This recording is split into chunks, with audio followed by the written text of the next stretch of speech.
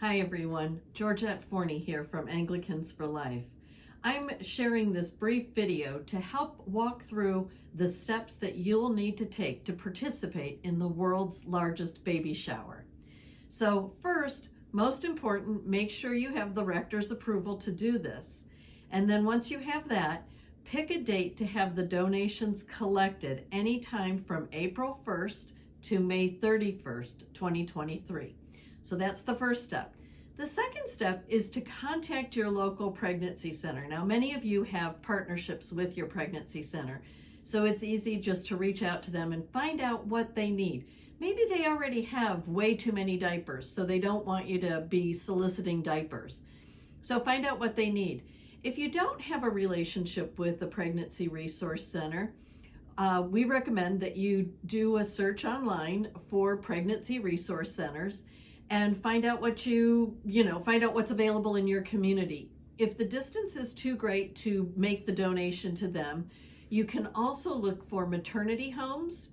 And it's really neat. We just found out about a new program that's out there called, let's see, where's my notes? Newbornsinneed.org.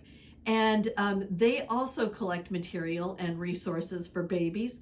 So the idea is that you want to find an organization so that you can communicate with them before you start collecting to find out what the needs are, that you can then post that information. We're specifically collecting baby bottles or formula, Bibles, clothing for babies, that sort of thing. You want to make sure you know who you're going to be giving it to before you start collecting. And I would say that it's important to note that if you already have maybe a relationship and you typically give gift cards instead of any kind of products or resources, that's great to be able to include that. We're going to have that as another option of items that we're collecting. So doing the gift cards and then donating them, or if you're going to use the baby bottle campaign, you can include those donations as well. Our goal is to be able to identify how much we have been able to donate as a church body to women in need. I think that's going to be a very impressive amount, and I think it will help show the world what the church can do for life. So the third step involved is to visit the Anglicans for Life 40 for Life website where you're on seeing this video. And I want you to do me a favor, and there should be a download button nearby that you can actually download slides for announcements. You can download text for actual announcements so you know what to say, and also graphic images and flyers. So there's resources to help you promote your event. You'll have to fill in, there's blanks on some of the things so you can fill in the date that you're collecting or what you're collecting, that sort of thing. The next step is to post those announcements to get the word out in your church. One lady I was talking to this week, she said, well, I always try to take these things up a notch further to generate energy and excitement.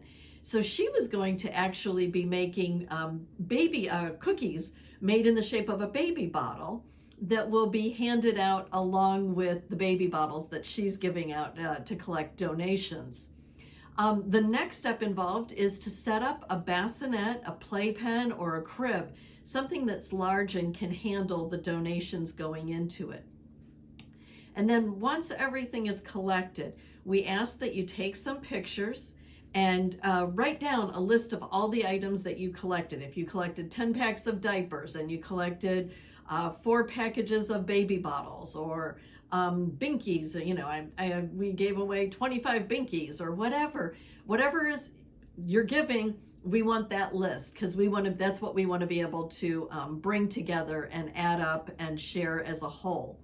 The final thing, let's see, and then make sure you send the list and the pictures to Anglicans for Life. Whatever you give, be sure to include it on the list, including gift cards and monetary donations. Finally, I want you to deliver the donations to the proper recipients and celebrate what your church is doing to help show the world what we can all do together for life. One final note I'd like to add. It might be that you don't even need to look towards a pregnancy resource center or a maternity home. Maybe there's a young woman in your parish that is young and facing an unplanned pregnancy. Wouldn't it be a delight and a great way to show her the love of God to host a baby shower for her? Or maybe you have a friend or a member of the church that's an OBGYN, and they can help you identify a young woman that's in need. We can think creatively, folks, because we know there are lots of young women out there in need. So please join us in participating in the world's largest baby shower, and let's work together to show the world what we can do for life as a church. Thank you and God bless.